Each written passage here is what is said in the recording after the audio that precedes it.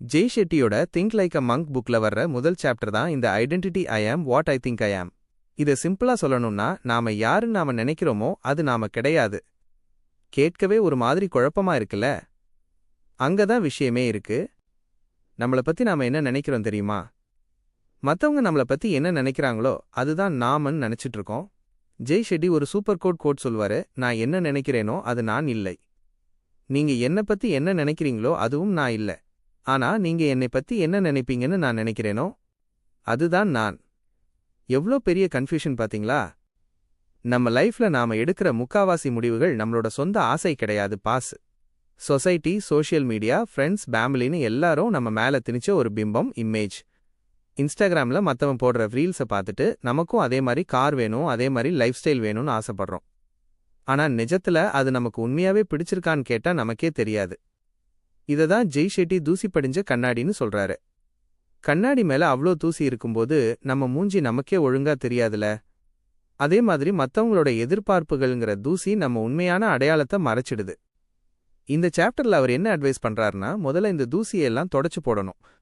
அதாவது மத்தவங்களுக்காக வாழ்றத கொஞ்சம் நிறுத்திட்டு நமக்கு நிஜமாவே என்ன பிடிச்சிருக்கு, நம்மளோட உண்மையான வேல்யூஸ் என்னன்னு யோசிக்கணும். நம்ம போனை எப்படி அப்பப்போ தேவையில்லாத டேட்டாவை டெலீட் பண்ணி ஸ்பேஸ் உருவாக்குறோமோ அதே மாதிரி நம்ம மைண்ட்லயும் மத்தவங்க திணிச்ச குப்பைகளை கிளீன் பண்ணணும். அப்பதான் நம்மளோட உண்மையான அடையாளம், அதாவது ஐடென்டிட்டி என்னன்னு நமக்கே புரியும். சுருக்கமா சொல்லணும்னா, மத்தவங்க கண்ணாடியில உங்களை பார்க்காதீங்க, உங்க சொந்த கண்ணாடியில உங்களை பாருங்க. சரி, இப்போ 2வது சாப்டரான negativity the king of the castle பத்தி பார்ப்போம்.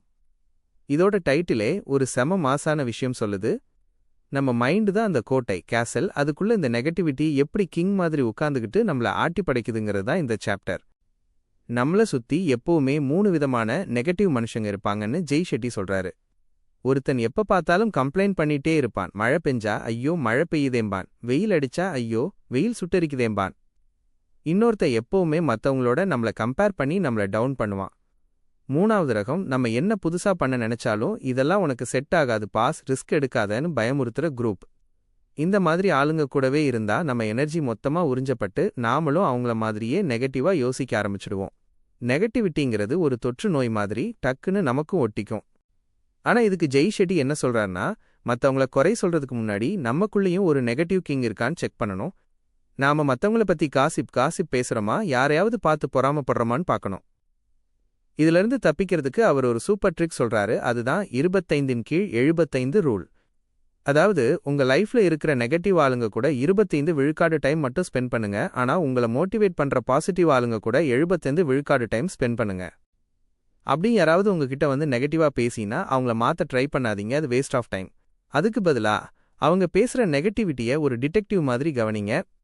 ஓஹோ, இவங்க ஏதோ ஒரு பயத்துல இப்படி பேசுறாங்கன்னு புரிஞ்சுக்கிட்டு அந்த நெகட்டிவிட்டிய உங்க தலைக்குள்ள ஏத்திக்காம அப்படியே விட்டுடணும். சுருக்கமா சொல்லணும்னா, உங்க கோட்டைக்குள்ள எந்த நெகட்டிவ் எனர்ஜியும் கிங் ஆகாதபடி மைண்ட் கேட்ட ஸ்ட்ராங்கா பூட்டி வைங்க பாஸ். அடுத்து 3வது chapter, fear, welcome to the neighbourhood. பயம்னாலே நாம என்ன பண்ணுவோம்? அதை பார்த்து ஓடி ஒளிய பாப்போம், இல்லனா அது நம்மள அமுக்கிடும். ஆனா ஜெய் ஷெட்டி என்ன சொல்றாருன்னா, பயம்ங்கிறது நம்ம ஏரியாவுக்கு புதுசா குடி வந்த ஒரு அண்டை வீட்டுக்காரன், நெய்பர் மாதிரி. அவனை வீட்டை விட்டு துரத்த முடியாது, ஆனா அவன் கூட எப்படி பழகணும், அவனை எப்படி ஹேண்டில் பண்ணணும்னு நாம கத்துக்கலாம்.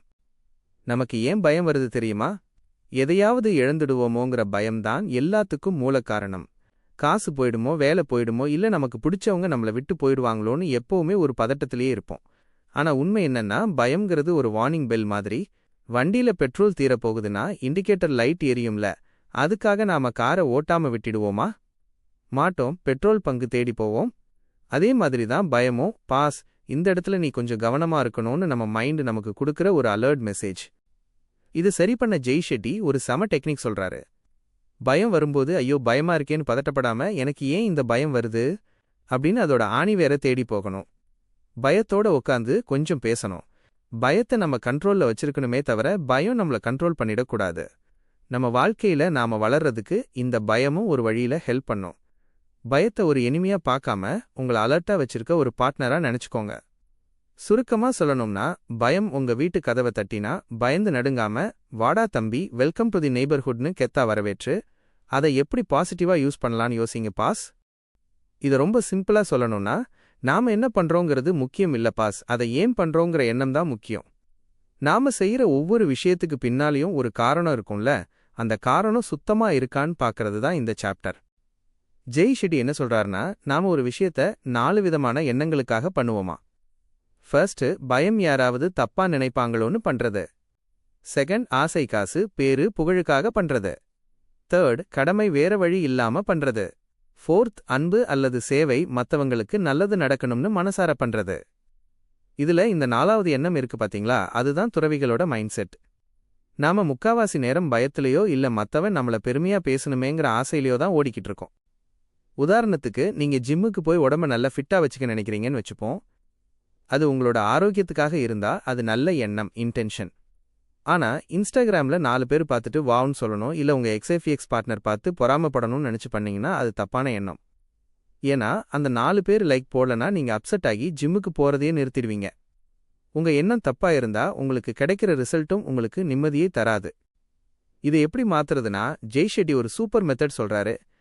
நீங்க எந்த ஒரு பெரிய முடிவு எடுக்கிறதுக்கு முன்னாடியும் உங்ககிட்டயே தொடர்ந்து 5 தடவை ஏன் ஏன் ஏன் 5 வைஸ் என்று கேள்வி கேட்டுட்டே போகணும். அப்படி கேட்கும்போது கடைசியா வர்ற பதில் உங்களுக்கே உண்மைய பொட்டில் அடிச்ச மாதிரி காட்டிடும். மத்தவங்களை ஏமாத்தினாலும் நம்ம மனசாட்சியை ஏமாத்த முடியாதுல.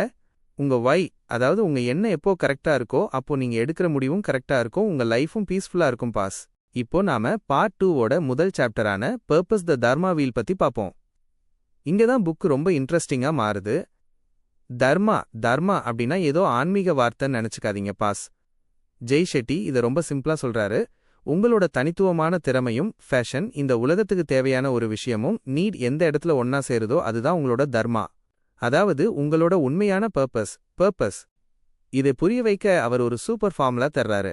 பேஷன் கூட்டல் எக்ஸ்பர்டைஸ் கூட்டல் யூஸ்ஃபுல்னஸ் சமன் தர்மா. அதாவது உங்களுக்கு ஒரு விஷயம் பண்றதுக்கு ரொம்ப பிடிச்சிருக்கு, அதுல நீங்க சம கில்லாடியாவும் இருக்கீங்க, அதை வச்சு மத்தவங்களுக்கு ஏதோ ஒரு வகையில ஹெல்ப் பண்ண முடியுதுன்னா நீங்க உங்க தர்மாவை கண்டுபிடிச்சிட்டீங்கன்னு அர்த்தம். ஆனா நாம என்ன பண்றோம்? மத்தவங்க பண்றாங்கக்காகவோ இல்ல காசுக்காகவோ நமக்கு வராத பிடிக்காத ஒரு வேலையில போய் மாட்டிக்கிட்டு முழிப்போம். நம்ம ஊர்ல எல்லாரும் சச்சின் டெண்டுல்கர் ஆக முடியாது, எல்லாரும் ஏஆர் ரஹ்மான் ஆக முடியாதுல. ஏன்னா அவங்களுக்குன்னு ஒரு தர்மா இருக்கு. உங்களுக்கு தையல் கலை நல்லா வரலாம், இல்ல ஷேர் மார்க்கெட்டோட ட்ரெண்டை கணிக்கிற நாலேஜ் இருக்கலாம், இல்ல சூப்பரா கதை எழுத வரலாம். எதுவா இருந்தாலும் உங்ககிட்ட இருக்கிற அந்த ஸ்பெஷல் டேலண்ட் என்னன்னு கண்டுபிடிச்சு அதை மத்தவங்களோட நன்மைக்காகவும் யூஸ் பண்ண ஆரம்பிக்கும்போது உங்க லைஃப் வீல் தானா ஸ்மூத்தா சுற்ற ஆரம்பிக்கும். இந்த சாப்டர்ல ஜெய் ஷெட்டி என்ன சொல்றாருன்னா, உங்க பர்பஸை கண்டுபிடிக்கிறதுக்கு தினமும் புது புது விஷயங்களை ட்ரை பண்ணி பாருங்க.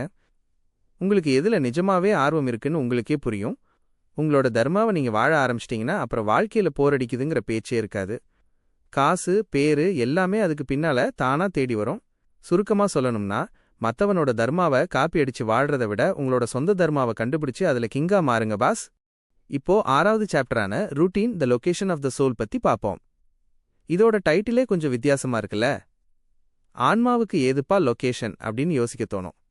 ஆனா ஜெய் ஷெட்டி என்ன சொல்றாருன்னா, நம்ம ஆன்மா நிம்மதியா வாழ்றதுக்கான இடம் நம்மளோட தினசரி பழக்க வழக்கங்கள், அதாவது நம்மளோட ரூட்டீன்ல தான் இருக்கு. காலையில எந்திரிச்சதுல இருந்து நைட்டு தூங்குற வரைக்கும் நாம என்ன பண்றோங்கிறது தான் நம்ம வாழ்க்கையே டிசைன் பண்ணுது. துறவிகள் எல்லாரும் ஏன் அவ்வளோ பீஸ்ஃபுல்லா இருக்காங்க தெரியுமா? அவங்களுக்குன்னு ஒரு ஸ்ட்ராங்கான மார்னிங் ரூட்டீன் இருக்கும். ஆனா நாம என்ன பண்றோம்? காலையில அலாரம் அடிச்ச உடனே கண்ணை கூட ஒழுங்கா துறக்காம போனை தேடி எடுப்போம். இன்ஸ்டாகிராம் ரீல்ஸ், வாட்ஸ்அப் மெசேஜ் இல்லனா ஷேர் மார்க்கெட்ல என்ன ஆச்சுன்னு நியூஸை ஓபன் பண்ணி பார்ப்போம். எடுத்த உடனே மத்தவங்களோட லைஃப் குப்பையையும் டென்ஷனையும் நம்ம மைண்டுக்குள்ள ஏத்திக்கிறோம். இதனால தான் அன்னைக்கு நாள் முழுக்க நமக்கு ஒரு பதட்டமும் ஸ்ட்ரெஸ்ஸும் இருந்துகிட்டே இருக்கு. இதை மாத்துறதுக்கு ஜெய் ஷெட்டி ஒரு சூப்பர் மெத்தட் சொல்றாரு, அதுதான் டைம் ஃபார்முலா. காலையில எந்திரிச்ச உடனே இந்த 4 விஷயத்துக்கு கொஞ்சம் டைம் ஒதுக்கணும். டி ஃபார் தேங்க்ஃபுல்னஸ், அன்னைக்கு விடிஞ்சதுக்கு ஒரு சின்ன நன்றி உணர்வு. ஐ ஃபார் இன்சைட், ஏதாவது ஒரு நல்ல புக் படிக்கிறது இல்லனா பாசிட்டிவான விஷயத்தை கேட்கறது. எம் டேஷ் ஃபார் மெடிடேஷன், ஒரு 5 நிமிஷம் அமைதியா கண்ணை மூடி உட்கார்ந்து மைண்டை ரிலாக்ஸ் பண்றது. இ டேஷ் ஃபார் எக்ஸசைஸ், உடம்பை கொஞ்சம் ஸ்ட்ரெச் பண்றது இல்லனா வாக் போறது. இந்த டைம் ரூட்டினை ஃபாலோ பண்ணா உங்க அன்னைக்கு நாள் செம எனர்ஜெட்டிக்கா ஸ்டார்ட் ஆகும். அதே மாதிரி புதுசா ஒரு பழக்கத்தை கொண்டு வரணும்னா ஒரே இடத்துல ஒரே டைம்ல அதை பண்ணணுமா. இப்போ தையல் தைக்கிறதோ இல்ல ஷேர் மார்க்கெட் பத்தி படிக்கிறதோ இருந்தா தினமும் அதே டைம்ல அதே இடத்துல உட்காந்து பண்ணும்போது நம்ம மைண்ட் அதுக்கு சீக்கிரம் பழகிடும். சுருக்கமா சொல்லணும்னா, உங்க மார்னிங் டைமை நீங்க கண்ட்ரோல் பண்ண கத்துக்கிட்டீங்கன்னா உங்க லைஃபே உங்க கண்ட்ரோலுக்கு வந்துடும் பாஸ். இப்போ 7வது சாப்டரான the mind the charioteer and the horses பத்தி பாப்போம். இந்த சாப்டர்ல நம்ம மைண்ட பத்தி ஜெய் ஷெட்டி ஒரு சூப்பர் கதையை வச்சு விளக்குறாரு. நம்ம உடம்ப ஒரு குதிரை வண்டியா சாரியோட் கற்பனை பண்ணிக்கோங்க. அந்த வண்டியில பூட்டி இருக்க குதிரைகள் தான் நம்மளோட ஐம்புலன்கள், அதாவது ஆசைகள். அந்த குதிரைகளை கட்டுப்படுத்துற கயிறு தான் நம்ம மைண்ட். அந்த வண்டியை ஓட்டுற சாரதி சாரியோட்டியர் தான் நம்மளோட புத்தி கூர்மை, அதாவது அறிவு, இன்டெலெக்ட். நாம முக்காவாசி நேரம் எப்படி வாழ்றோம் தெரியுமா? வண்டியை ஓட்டுற சாரதி அப்படியே தூங்கிடுறான், கயிறும் லூஸ் ஆயிடுது. இதனால அந்த குதிரைகள், அதாவது நம்ம ஆசைகள், அதுக்கு இஷ்டப்பட்ட பக்கமெல்லாம் வண்டியை இழுத்துட்டு ஓடுது. உதாரணத்துக்கு ஷேர் மார்க்கெட்ல இன்னைக்கு ட்ரேடிங் பண்ணும்போது வேணா இதோட ஸ்டாப் பண்ணிக்கலான்னு அறிவு சொல்லும். ஆனா ஆசைங்கிற குதிரை இன்னும் கொஞ்சம் லாபம் பார்க்கலாம் உள்ள குதின்னு இழுக்கும். இல்லனா நைட்டு சீக்கிரம் தூங்கிட்டு காலையில தையல் கிளாஸோ இல்ல எக்ஸசைஸோ பண்ணலான்னு அறிவு பிளான் பண்ணோம். ஆனா ஆசை குதிரை இன்னும் ஒரே ஒரு எபிசோட் மட்டும் தமிழ் வெப் சீரிஸ் பார்த்துட்டு தூங்கலான்னு நம்மள இழுத்துட்டு போயிடும். கடைசியில வண்டி எங்கேயாவது போய் முட்டிக்கிட்டு நிற்கும். இங்க ஜெய் ஷெட்டி என்ன சொல்றாருன்னா, துறவிகள் எப்பவுமே அந்த சாரதிய, அதாவது புத்திய ஸ்ட்ராங்கா வச்சிருப்பாங்க. குதிரைங்க எங்கேயாவது தப்பா ஓட ஆரம்பிச்சா கயிறை இழுத்து பிடிச்சி, டேய் தம்பி அங்கிட்டு போகாத இங்கிட்டு வான்னு வண்டியை கண்ட்ரோல் பண்ணுவாங்க. நம்ம மைண்ட் எப்பவுமே குழந்தை மாதிரி அது வேணும் இது வேணும்னு அடம் பிடிச்சிக்கிட்டே தான் இருக்கும்.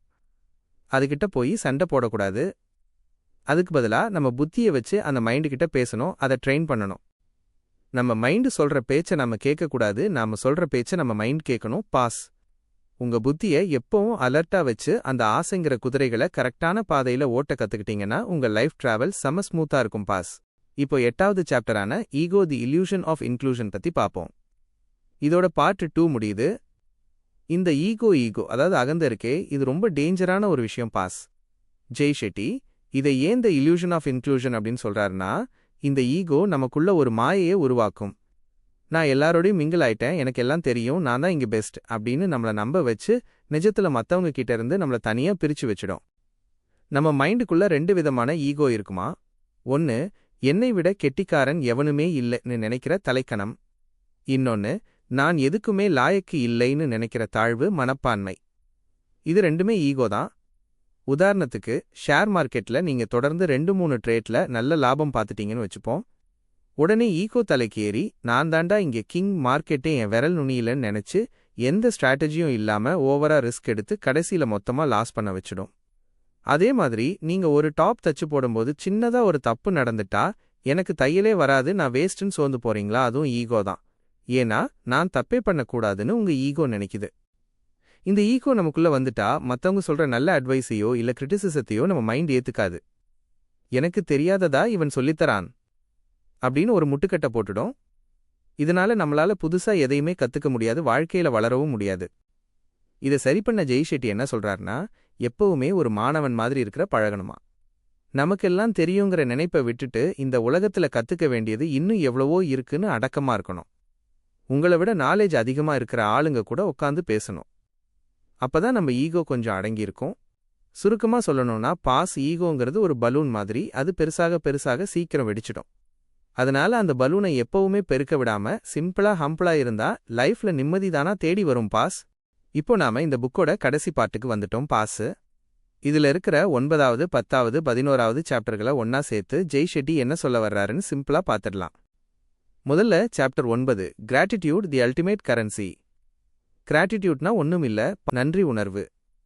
இந்த உலகத்திலேயே ஆகச்சிறந்த கரன்சி எது தெரியுமா? காசு, பணம் இல்ல, இந்த நன்றி உணர்வுதான். நாம எப்பவுமே நம்மகிட்ட இல்லாத ஒரு விஷயத்த நினைச்சுதான் கவலைப்பட்டுட்டே இருப்போம்.